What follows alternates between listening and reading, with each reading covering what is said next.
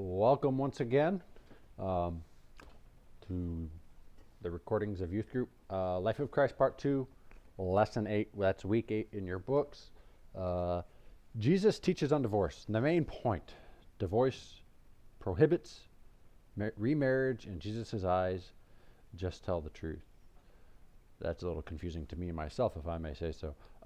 Matthew chapter 5, verses 31 to 37. Working right through Matthew chapter 5. We're going to go ahead and pick up there. Furthermore, it has been said that whoever divorces his wife, let him give her a certificate of divorce. But I say to you, whoever divorces his wife for any reason except sexual immorality causes her to commit adultery. And whoever marries a woman who is divorced commits adultery. And we'll hit that next part here in just a few minutes where it talks about oaths. All right, so continuing the service pack.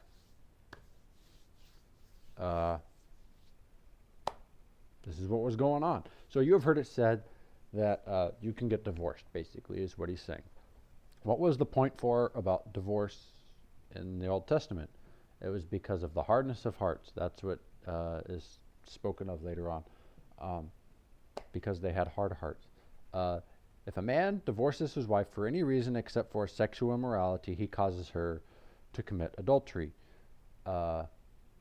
And I'll explain that in just a second. Interesting point number 1, causing the woman to commit adultery, and here's why. This was because women needed to be married in order to have basically any rights and to not be homeless, because women cannot own land, they can't vote, they don't have any kind of social standing. In the Jewish culture, women had to be married.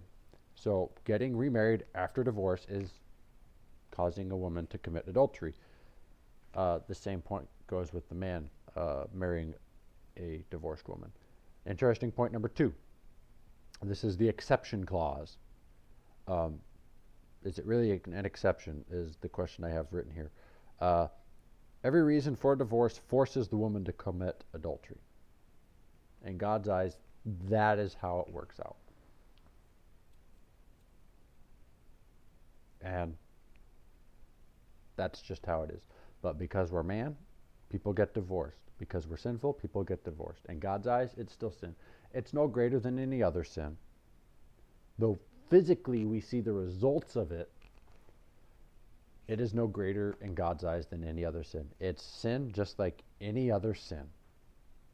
And I really just want to, it's like any other sin. People can be forgiven for it. It can be worked through. It's not something you want to go through, though. I've been through, my brother's been divorced twice. It's not something I want him to go through again. I don't want to go through it again. It's just, it creates big messes out of families. It's something you don't want to do. The exception clause is, except for sexual immorality. Now, when you read this list of sexual immorality, adultery, fornication, blah, blah, blah, blah, blah, they're all sexual sins, but sexual immorality deals with a very specific area of that. It deals with homosexuality. It deals with incest. That's like sex with your mom, your dad, your sister, your brother. And it also is talking about sex with animals. So those are all like the taboo things, even today for the most part, that are like, what? That's what it's talking about. Except for that, don't get a divorce, is what Jesus was saying. But it's still a sin, because in their culture, she still had to get remarried in order to have any rights whatsoever.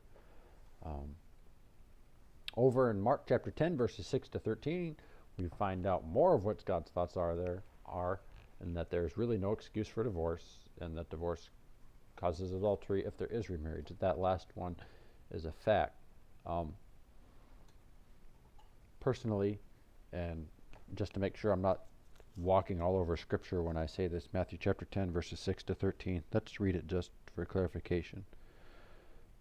Same topic. But from the beginning of creation, God made them male and female, and for this reason, a man shall leave his father and mother and be joined to his wife, and the two shall become one flesh. It's a reference back to Genesis. So then they are no longer two, but one flesh. Therefore, what God has joined together, let no man separate. In the house, His disciples also asked him again about the matter, so he said, "Whoever divorces his wife and marries another commits adultery against her. And if a woman divorces her husband and marries another, she commits adultery." To say that would be a lie to say that there is no reason for divorce. If somebody's being consistently unfaithful, that is a reason why people have gotten divorced. Because of physical abuse or mental abuse, people have gotten divorced. It's not a good situation for either spouse to be left in, because believe it or not, women can abuse their husbands just as badly, sometimes worse, than men can abuse women. It's bad for children. If reconciliation, like what we talked about a couple lessons ago, is absolutely nowhere, divorce seems like it can be the only option. And sometimes it may be the only option. I know people that have been divorced because of sexual immorality. Their spouse was having sex with men. Her husband was having sex with men.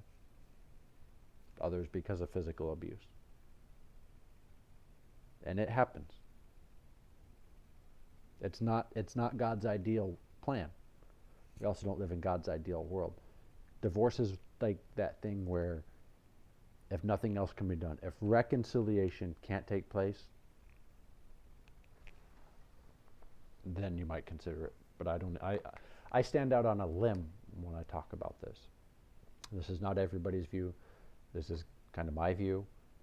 It's obviously not God's plan, but it does happen. But it shouldn't happen. Moving on. Luke 16:18 is also blunt on the issue. Being remarried after being divorced is basically causing to commit adultery, which is still a sin, which is still, I must emphasize, still forgivable by God. There's not an exception clause when it comes to salvation. God is able to forgive every sin. Every sin was taken upon Jesus Christ when he died.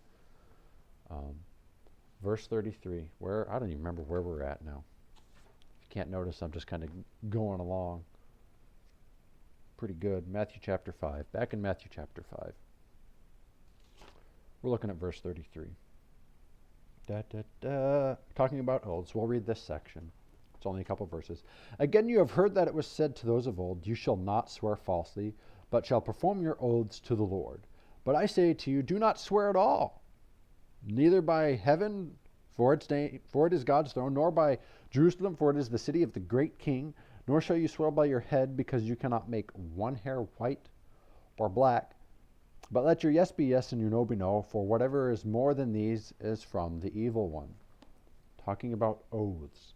So we go from divorce to oaths. And marriage is the ultimate oath.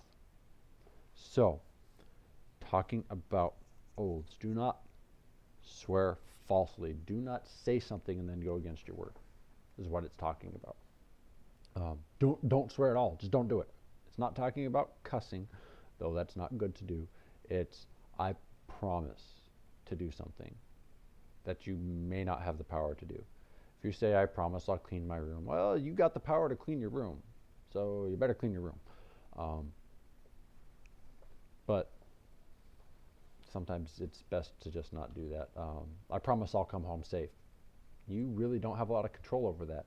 There are too many variables with that. To say, "Hopefully I'll see you soon," that would be more like it. But leaves people in better peace of mind when we say, "I'll see you soon." That's an oath, believe it or not. What he's talking about, though, here, however, is when you've basically already lost somebody's trust, and you say, "I swear, I swear." You see it in movies sometimes where you got some big politically powerful dude or some military commander, and he's talking to his little private who's all the way down here, and he's like, I swear on my mother's grave I didn't do it. That kind of an oath. Yeah, well, he doesn't own his mother's grave, and what's this guy going to do to his mother's grave? I mean, seriously. And what is he going to give him back if that doesn't happen? It's pointless, it's futile. He doesn't own it. Jesus says, don't swear by heaven. That's God's throne. You don't own it. Don't swear by the city of Jerusalem. It's the city of the great King. Don't swear by your own head. Because, this mohawk here, believe it or not, there might be a couple of like light colored hairs in there, white hairs. I did not choose for those to go white. If I wanted to, I would like them to go back to brown, my natural hair color. I don't have the power to do that. Don't swear by your own head because you don't have the power to do it. Number one, tell the truth in the first place. That's the first principle. Don't break the other person's trust to where you're put into a position to say, I swear by fill in the blank. Just don't lose their trust. You can't do it. What are some things? Think about this. What are some things that people swear by today? I can't think of any because I don't hear people do it all the time. But what do they swear by today? Do they still swear by their mother's graves, their father's graves, their mother's eyebrows, their own eyebrows? Do you really have power over any of them? I do not necessarily have the power to keep my eyebrows growing. I don't exactly know what causes it, but I don't have the power to keep it happening. So make sure when you do an oath, when you do something or you don't do something, make sure you tell the truth the first time. Let your yes be yes and your no be no. Basically meaning, principle number 2, say what you mean and mean what you say. And stick with it. Don't be wishy-washy back and forth. What kind of bearing does this have on divorce and remarriage? Because divorce or being married is like the biggest oath ever. The oaths of being married. Let's see if I can remember part of mine. In sickness and in health. Nope. Yeah, in sickness and in health, for richer or for poorer, for better or for worse, till that last part, till death do you part. I do. That is a major oath. And when divorce happens, it breaks that oath. To say it doesn't happen would be a lie, and I'd be kidding myself. It happens. Not saying it's right, but it happens. And we're human. And breaking your oath is just as bad as getting a divorce. It's still sin. I don't think I can say it enough, and you'll be tired of it. It's still sin. But because it's a sin, God has already paid for it when Christ died on the cross. So let your yes be yes, and your no be no. Any questions? Please let me know.